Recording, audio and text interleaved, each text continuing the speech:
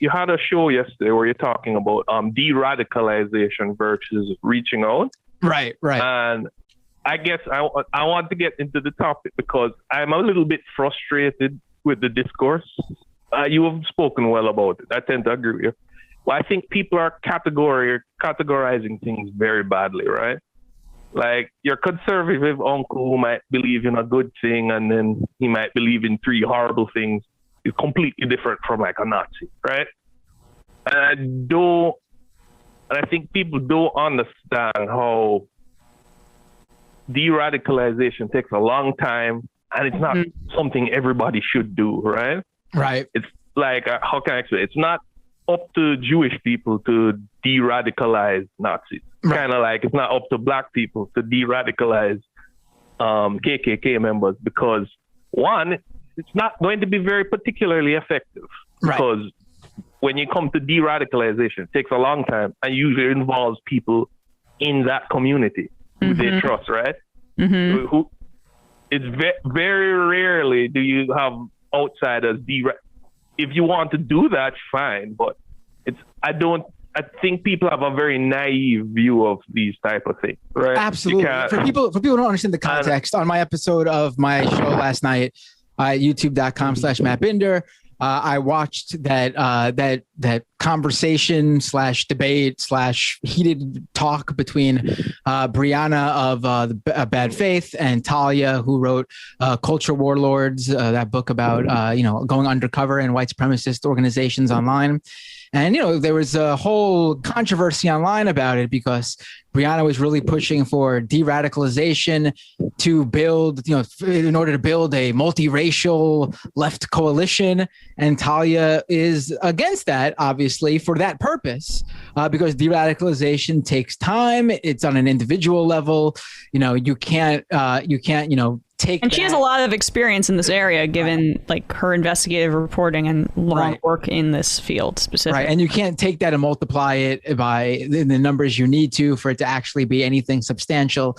And yeah, I mean, I absolutely agree. Like on my show, I talk about de-radicalization, but it is always on that personal level. Like I never talk about, if you could de-radicalize someone, we're on our way to building a strong movement on the left. No, that's just ridiculous to think that way. If you de-radicalize someone on a personal level, you're probably like helping that person in relationships in their real life. Like that's basically what you're doing, which is a worthwhile, valiant effort if you're friends with somebody, but you can't expect people who, don't have that connection to be able to put in the work to do that. So they're really, de-radicalization in terms of, a movement building tool. I just don't see how it works to scale. No, I can give you a classic example. Like in Jamaica, right, we have the homophobia issue, right? One of the worst things people have outside pressure trying to change that has backfired spectacularly. It entrenches positions, right? If for that thing to change in Jamaica, it has to come within Jamaica. Sadly enough, it might not be fast enough for people's pleasure, right? But it's just the nature of how humans work when it comes to changing their minds and stuff. Like you're not going to just trust an outsider. It's just the nature of the thing. And that's kind of what I want to focus on. I think people need to have a more realistic view of it, of how de-radicalization works. And categorizing. Yeah. Go ahead, sorry. And it's always bizarre to me, the focus on spending time on people who are deep in the right for some reason, we need them to build this leftist movement, this multiracial coalition on the left. Whereas like, just look at how many people just didn't vote in 2020. If you want to even look at it, like the purpose obviously is to build some sort of electoral base, right? Look at how many people just didn't vote in 2020, people who didn't care to come out, who are basically probably for the most part a blank slate that you could actually talk to, not have to deprogram them. You just have to get them to care or to reach out to them and make them understand why your ideology would be, would help them in their everyday life. There's no need to go through the motions of trying to convince someone who hates you and what you stand for to join you when there's perfectly good people who are just like, hey, I could be open to this if you just come and talk to me. Yeah. Just to jump in here quick, I think you make a great point, Matt, and thank you for the call, Dave. The first point, the Matt's point, I think when you're online, and I can't speak to any particular conversation that I didn't see, I think it's easy, and you see a lot with people who are trying to make content on YouTube, trying to make content online, generally speaking, of wanting to activate a market that already exists. So like, yeah, if you have a market of people who are contributing to right-wing Patreons, it makes more practical sense to try to convert them to paying for your Patreon than to get someone to like start a whole new Patreon from nowhere to start doing like donations, right? So that non-voter to voter, category is a lot easier to sell for an organizer, but from like a marketing product standpoint, people who are already paying for something like that are going to be willing to pay for something else.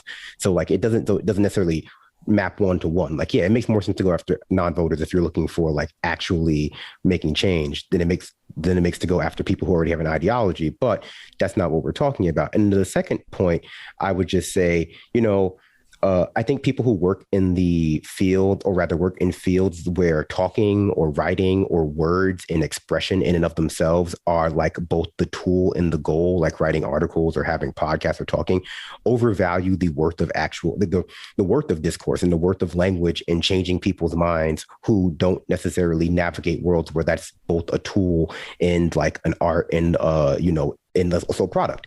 So I think, when we talk about stuff like what words get you canceled or what's going on in like the world of the New York Times, we're not necessarily talking about the same population of people who, we're going to be talking to when you go out looking for non-voters, people who like, they don't want you to say racist things to them, but they're not necessarily looking for you to use the most up-to-date terms. So there's a little bit of middle ground there.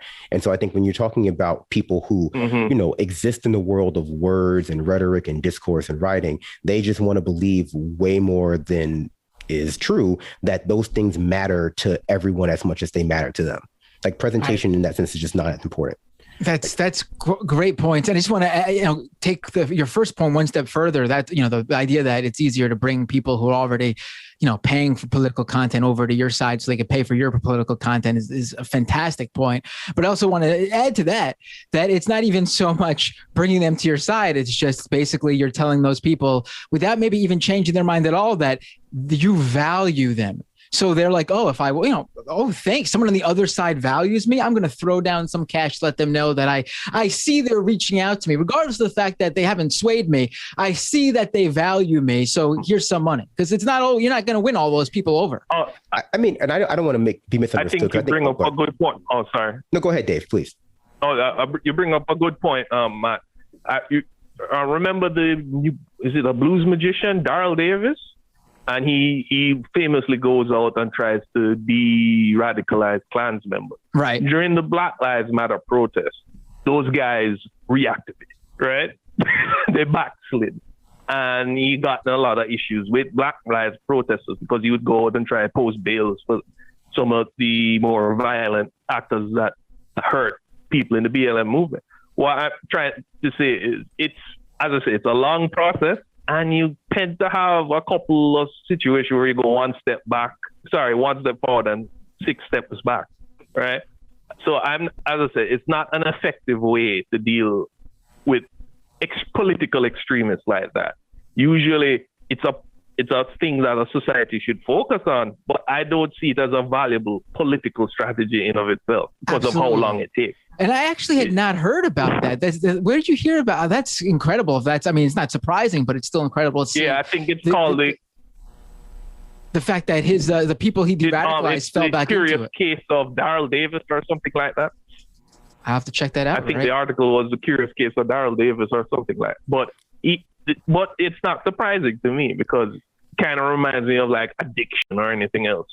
It's not a straight line forward and also, as you were saying, you get into a weird situation where you become the okay black guy to these people, right?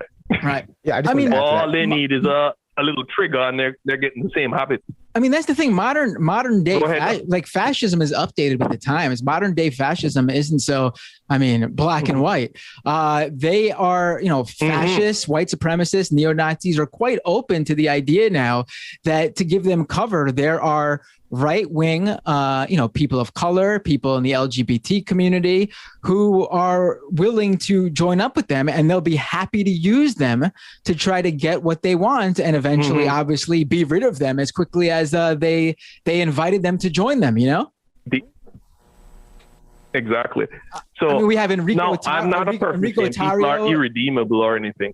Well, I mean, sorry. I think go ahead. Just to add to your point about not being irredeemable, I would say, just to find a bit of a middle ground before I come across as too like exclusionary, that like it's not to say you shouldn't, they shouldn't be allowed to exist in left-wing organizations with the understanding, not neo-Nazis obviously, but people who are trying to reform themselves genuinely shouldn't be allowed to exist in mainstream left spaces. They just shouldn't be centered. Like, I just don't think there's any reason to center people who have just come to that side. And from a other standpoint, I think, just because of our individualistic big man theory of change, I think people who are trying to lead these sort of like, populations of listeners, trying to infiltrate these corrupt organizations, any number of things where they view themselves as being an agent of change, are just not used to thinking of themselves as being also one that could be changed by what they're trying to do.